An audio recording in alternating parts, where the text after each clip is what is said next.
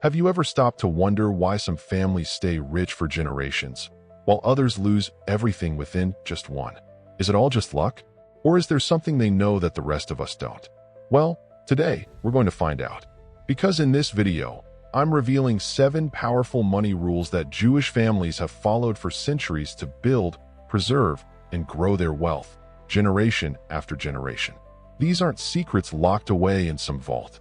They're timeless principles, simple, effective, and surprisingly practical.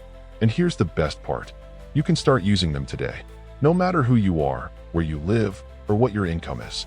This isn't about getting rich overnight. It's about playing the long game, just like the wealthiest families in history have done. So if you're ready to break the cycle and build a future not just for yourself, but for your children and their children, then sit back, relax, and let's start with the very first rule, and possibly the most important one. Rule number 1. Think in generations, not months. Most people make money decisions based on what's right in front of them. Their paycheck this month, the bills due next month, maybe saving a little for a vacation or a new phone. And that's totally normal, because that's what most of us are taught. Work hard, earn money, pay your bills. Repeat. But Jewish families think very differently. They don't just think about today or next year. They plan for the next generation and the one after that. They ask questions like, how will this decision affect my children? Can this investment benefit my grandchildren? They don't see money as something to spend. They see it as something to grow and protect over decades. For example, when they buy property, it's not just for profit. They're not thinking about flipping it in 6 months. They're thinking, will this still have value in 30 years? Can I pass this down to my family? And when they build businesses, it's not just to get rich and retire early. It's to create something that lasts. A company their kids can run. A legacy their family name can carry forward. That's the big difference. Most people focus on earning money, but wealthy families focus on creating wealth. And wealth isn't just money in your bank account. It's assets. It's ownership. It's long-term thinking. It's about planting a seed today so your family can sit under the shade of that tree, even 50 years from now. Rule number 2. Use debt the smart way. For many people, the word debt sounds scary. It brings stress, fear, and pressure. And in many cases, that fear is real, because debt can ruin people's lives if it's used the wrong way. But Jewish families look at debt differently. They don't fear it, they understand it. They know that debt isn't always bad. In fact, it can be a powerful tool if used wisely. The key is knowing the difference between bad debt and good debt. Bad debt is when you borrow money to buy things that lose value over time. For example, using a credit card to buy clothes, electronics, or a luxury car you can't afford. These things don't make you money, they cost you money. The item gets older, less valuable, and you're still paying interest on it. That's bad debt. But good debt is different. Good debt is when you borrow money to invest in something that can grow in value or make you more money, like buying a house that you rent out, or starting a business, or even taking a loan to learn a high-income skill. That's good debt because it works for you, not against you.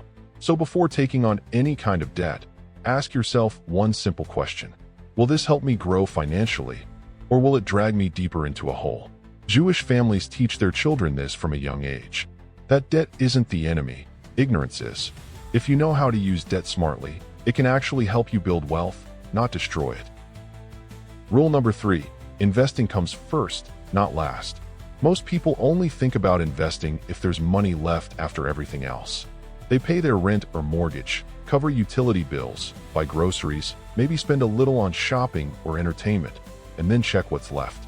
If there's extra, great, maybe they'll invest a little. If not, oh well, maybe next month. But in Jewish tradition, this way of thinking is flipped. For generations, Jewish families have treated investing as a priority, not an afterthought.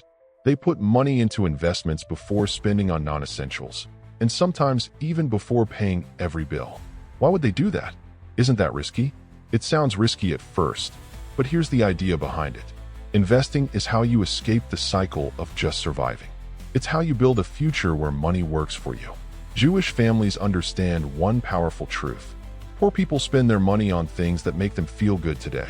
Wealthy people spend their money on things that will grow and help them tomorrow. Let's make it really simple. Buying new clothes? That's spending. It feels good, but it doesn't grow. Buying the latest phone? That's spending. It gets old fast. Putting that same money into a business, a rental property, or stocks, that's investing. And it has the power to grow your money over time. But here's what most people don't realize. You don't need a lot of money to start investing. What matters most is consistency. Even if you can only invest a small amount, say $10 or $20 a week, doing it every week can add up to something big over time. It's like planting seeds. You won't see a tree tomorrow, but in a few years, you'll have shade, fruit, and something to pass on. That's how Jewish families think about wealth. Not just surviving today, but preparing for tomorrow. And the earlier you start, the better. Rule number 4, keep money flowing in the community. Every time you spend money, you're making a choice, a silent vote, a decision about where your money flows and who benefits from it. Most people don't realize this. They just do what's easy. They shop at big-name supermarkets. They click buy now from giant online stores. They grab coffee from global chains without thinking twice. Why? Because it's quick. It's convenient. It's what everyone else does. But there's a hidden cost. When you spend money with massive corporations, that money leaves your neighborhood. It leaves your city. Sometimes even your country. It goes to corporate headquarters, shareholders, or billionaire CEOs, and very little of it ever comes back to your community. Now picture something different. Imagine you buy your bread from a small local bakery. The owner knows your name. Maybe they live down the street. You're helping them pay rent, keep the lights on, and send their kids to school. Or maybe you hire a plumber who lives in your area, whose kids play at the same park as yours. Or you buy gifts from a local artist instead of a big box store. Suddenly, your money isn't disappearing. It's staying close. It's circulating in your community. And guess what? That local bakery might one day support your business. That plumber might recommend your services to someone else. That artist might become a customer. That's how wealth flows in a circle. This is how Jewish families have built economic strength for generations. They don't just spend, they spend intentionally. They support each other's businesses. They hire from within the community. They invest in local ideas and local people. It's not just about loyalty, it's smart strategy. Because when money stays in a trusted network, everyone benefits. Businesses grow faster. Jobs stay local. Families build stability. And over time, a strong, self-sustaining economy begins to form. Here's the powerful part. You don't have to be rich to start doing this. Even small, everyday decisions, like where you get your hair cut, who fixes your car, or where you order lunch, they all matter. It's not about being perfect. It's about being mindful. Because every dollar you spend is a vote for the kind of economy you want to build. And when we choose to support each other, we're not just spending money. We're building opportunity. We're planting seeds for future wealth. Not just for ourselves, but for our communities, our children, and the generations that come after us. That's the power of intentional spending. And it starts with one simple question. Who does my money help when I spend it? Rule number 5. Your network is your net worth. In many cultures, success is seen as a solo journey. You're told to work hard, climb the ladder, make it on your own. But in the Jewish community, there's a different belief. You don't build wealth alone. You build it together, through connections, relationships, and trust. From a young age, Jewish children are taught the importance of community. They grow up learning how to collaborate, how to support one another, and most importantly, how to stay connected. These networks aren't built for fame or status. They're built for mutual support. Let's say someone's starting a business. They don't have to figure it all out alone. They can reach out to mentors, friends, or family in the community, people who've done it before. Or maybe someone loses a job. Before panic sets in, someone in the network calls, "Hey, I heard you're looking. I know someone who's hiring. Need a loan?" They ask within the community, where the goal isn't profit, but helping someone get back on their feet. It's not just a network, it's an ecosystem. One built on trust, on history, on shared values. And when one person grows, everyone benefits. This is one of the most powerful wealth-building secrets in the Jewish tradition. Not just financial wealth, but social wealth, emotional wealth, and opportunity. And here's the good news. You can start building your own network too. You don't need 100 contacts. You just need to start with one message. How can I help? Because true connections begin with giving. And the more you give, the stronger your network becomes. That's how you grow. That's how you create lasting wealth. Together. Rule number 6. Work with purpose, not just for paychecks. A lot of people believe that as long as they work hard, success will follow. They wake up early, go to work, put in long hours, and do everything they were taught to do. But month after month, year after year, their financial situation doesn't really change. They're still living paycheck to paycheck, still worried about bills, and still unable to save or invest. Why does this happen? Because hard work alone is not enough. Without the right direction, hard work is like running on a treadmill. You're moving, but you're not going anywhere. In Jewish families, hard work is absolutely important. But just as important is where that hard work is focused. From a young age, children are taught not just to get a job, but to choose a path that will lead to long-term wealth and independence. They're guided into careers that meet 3 key qualities. 1. High demand, jobs or skills that are always needed, so there's always opportunity. 2. High income potential, careers where the earning ceiling is high, not limited by hourly wages. 3. Opportunities for growth or ownership, fields where you can eventually become your own boss, start a business, or build equity. For example, it's not just about becoming a doctor. It's about one day owning the clinic. It's not just about working in finance. It's about learning how money works and using that knowledge to invest or build a business. Even in creative fields or trades, the idea is the same. Don't just stay an employee forever. Learn, grow, and eventually build something of your own. This mindset helps Jewish families build wealth across generations. Each generation doesn't have to start over. They continue what was built before them. And it starts with choosing the right path early and focusing not just on working hard, but working smart, with purpose, and with the future in mind. Rule number 7. Money should be taught early, not hidden. In many families around the world, money is a sensitive topic. Parents often avoid talking about it, thinking it's too complicated or too adult for children to understand.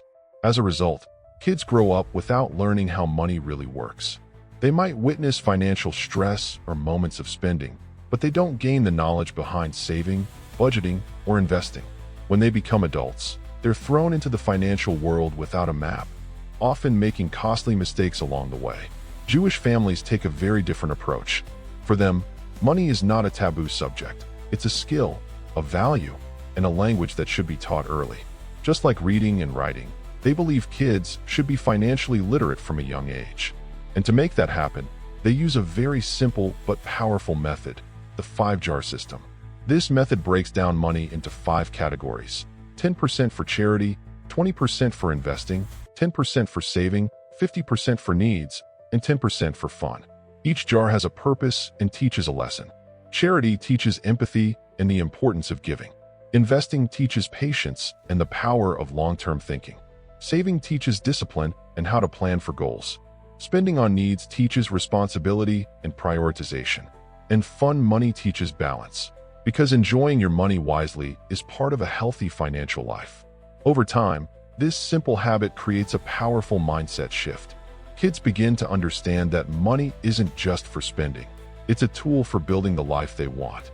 By the time they grow up, they already know how to manage their finances, make smart decisions, and think long-term. And that's one of the biggest secrets to building generational wealth, starting early and making money make sense. Now that you've learned the 7 powerful money rules that Jewish families have followed for generations, the real question is this: what will you do with that knowledge? You don't have to make huge changes overnight.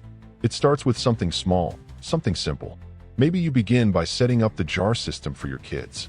Maybe you reach out to someone in your circle and ask, "How can I help?"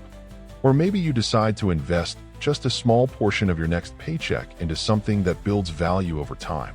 Because here's the truth: knowledge without action changes nothing. It stays as potential instead of becoming progress. So if this video gave you a new way to think about money, if even one idea opened your eyes, then take the next step. Hit the like button, comment, "I'm starting today," and subscribe for more strategies to build smart, lasting wealth. Because at the end of the day, money should never be the ultimate goal. It's just the tool. The real goal is the freedom to live your life with purpose, with stability, and with something meaningful to pass on. Use money wisely, and it will work for you, for generations to come. If this video gave you value, don't forget to like, share it with someone who needs to hear this, and subscribe so you don't miss more powerful lessons on building real wealth. Your support helps us grow, and together, we can create a community that gets smarter with money, one video at a time.